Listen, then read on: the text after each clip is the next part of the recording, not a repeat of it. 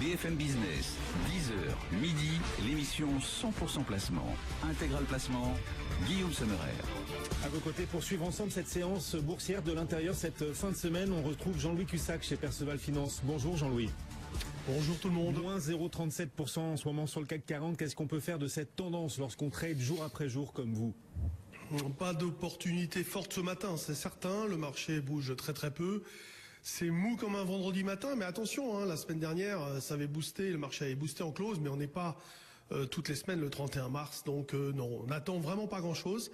Qu'est-ce qu'on observe? Des petites baisses, des petites hausses. Il y a rien qui ressort vraiment sur les valeurs du CAC.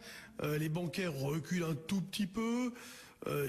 Hier encore, à cette heure-là, on disait on achète, etc. Vous avez vu ce contre-pied encore énorme hier, gap à la baisse à l'ouverture, et le marché est reparti, il a tout effacé, il a même refait un plus haut sur la veille.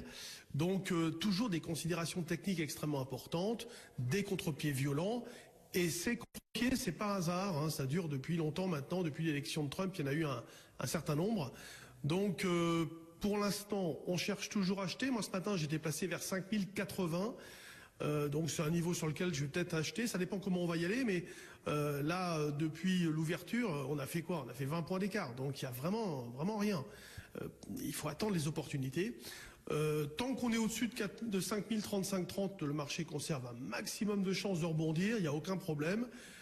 J'achèterais si on allait sur ce niveau sans les yeux fermés, en tout cas dans des configurations comme celle qu'on a aujourd'hui. Et puis l'alerte, c'est 5000 cassés. Donc tant qu'on est au-dessus de 5000, on continue d'acheter. Il n'y a pas de raison de changer de stratégie. On a de la marge, donc 5000, on est à 5102 aujourd'hui sur le CAC, même si on recule un peu de 0,38%. Alexandre Baradez est également avec nous depuis IG. Bonjour Alexandre, comment est-ce que vous appréhendez cette séance avec le rapport sur l'emploi américain tout à l'heure, et puis aussi ce contexte géopolitique qui se tend? Est-ce que vous voyez d'ailleurs un lien entre la baisse des marchés là et la frappe américaine en Syrie la nuit dernière par exemple? Oui, parce qu'il y a tout à fait, parce qu'il y a une petite hausse de la volatilité également sur la partie US. Vous avez le VIX qui était retombé à 12 hier en fin de journée, qui remonte à 13. Donc c'est pas encore une fois une progression très forte de volatilité. On voit que l'once d'or vient toucher un plus haut depuis le mois de novembre, vers $1270. Le pétrole qui monte un petit peu aussi. Donc c'est des signaux classiques, on va dire de légère aversion au risque.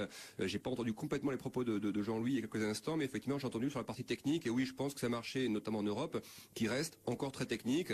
Alors effectivement, la question de fond, c'est est-ce que c'est un marché qui construit progressivement une phase de hausse où chaque repli va être acheté pour aller chercher les plus hauts de 2015, ou est-ce que ce qui s'est passé notamment en milieu de semaine avec ces minutes du FOMC qui ont marqué une forme de baisse un peu plus prononcée, est-ce que finalement ce qu'on a vu hier c'est un rebond avant rechute et on va chercher les 5000, 4950 et un peu en deçà, ou est-ce que là on est effectivement sur une phase de baisse avant réaccélération vers les 5002 et 5003 ensuite?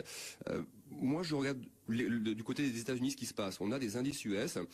Pourquoi je dis ça? Parce que ça aura pour moi une influence sur l'Europe. On a des indices US, notamment le Dow, le Nasdaq, le S&P, qui sont tous sur des zones techniques très importantes.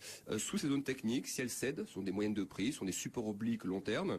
Si ça cède, il n'y a plus beaucoup de remparts ensuite, avant des baisses de 4-5%. Il y a ce risque-là très clairement technique qui est marqué aux États-Unis. Et donc, si ça devait se produire, c'est-à-dire si le NFP, par exemple, cet après-midi, les créations d'emplois, donc le rapport sur l'emploi venait à être perçu de manière négative par le marché, dans ce contexte géopolitique qui est en train de bouger un petit peu, avec la Russie, on a Lavrov il y a quelques instants, Lavrov pour la Russie qui déclare que l'acte américain est un acte d'agression. Donc vous voyez, ce sont des mots un peu forts qui commencent à apparaître. Ça peut suffire à envoyer une décharge dans la journée ou d'ici la semaine prochaine dans un contexte politique qui est assez particulier. Donc, moi, je regarderais plutôt la zone des supports pour les jouer en cassure baissière. Pour l'instant, c'est une zone très neutre, mais si on retombe à 5050, j'aurai un niveau un peu au-dessus de Jean-Louis, 5055 me paraît être la zone où si on retombe dessus, là, on peut chercher une cassure baissière d'une centaine de points dans un premier temps, vers 5000 et ensuite vers un Fibonacci à 4955. Voilà, deux visions du marché complémentaires. Jean-Louis Cussac, Perceval Finance, et Alexandre Baradez depuis IG. Un grand merci à tous les deux d'être aussi régulièrement avec nous sur BFM Business.